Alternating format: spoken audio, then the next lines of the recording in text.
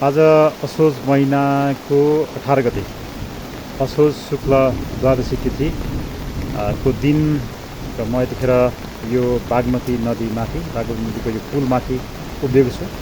काठमाडौँ लगायत देशका धेरै ठाउँमा हिजो रातिदेखि अविरल वर्षा भएको छ र वर्षाको कारणले गर्दाखेरि थुप्रै ठाउँमा बाटो अवरुद्ध भएको छ।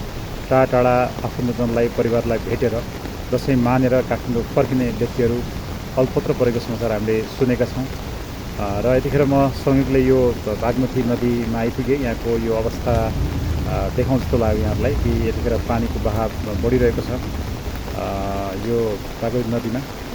हामी कामना गरौँ तपाईँहरू जहाँ हुनुहुन्छ जस्तो अवस्थामा हुनुहुन्छ यतिखेर लामो यात्रा गर्ने समय छैन। लामो यात्रा गरेर आउने मान्छेहरू पनि कतिपय ठाउँमा अवरुद्ध भएको बाटोको कारणले गर्दा अल्पत्र परेका र कतिपय मान्छेहरू चाहिँ यो मानवीय क्षति भएको कुरा पनि हामीले समाचारमा भर्खरै सुनेका छौँ। यो राम्रो पक्ष होइन। तथापि यो बागमती नदीको बहाव यो एकदमै नदी त लामो छ तर यसको जुन चाहिँ हामी हेर्छौँ पानी बढ्ने क्रम एकदमै बढिरहेको छ है। पानी एकदमै बढिरहेको अवस्था छ र जल तथा मौसम विज्ञान विभागका अनुसार यो वर्षा करिब अझै भोलिसम्म त निरन्तर हुने भन्ने खालको जानकारी हामीले पाएका छौँ। तथापि यो अवस्थामा हामी एकदमै सचेत रहन आवश्यक छ। काठमाडौँमा गएको वर्षमा पनि यो नदीको वरपर बस्ने मान्छेहरूले कतिपयले ज्यान पनि गुमाएका थिए, कतिपय विस्थापित पनि भएका थिए। यो बेला पनि अलिकति हामीले अलिक सचेत रहनुपर्ने आवश्यक छ। यो दृश्य मैले कैद गरेँ, यहाँले हेर्नुहोला।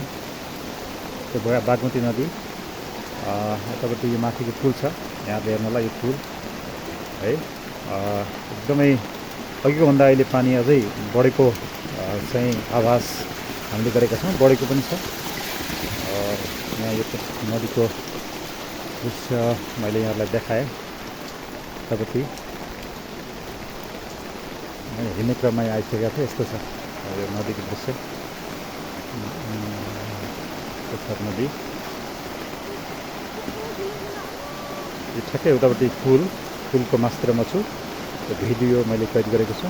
यतापट्टि पशुपतिनाथको मन्दिर रहेको छ।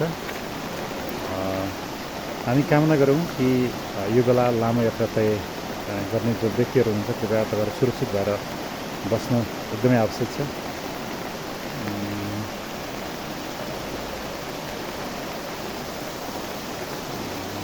यो दृश्य मैले एकछिन कैद गरेँ।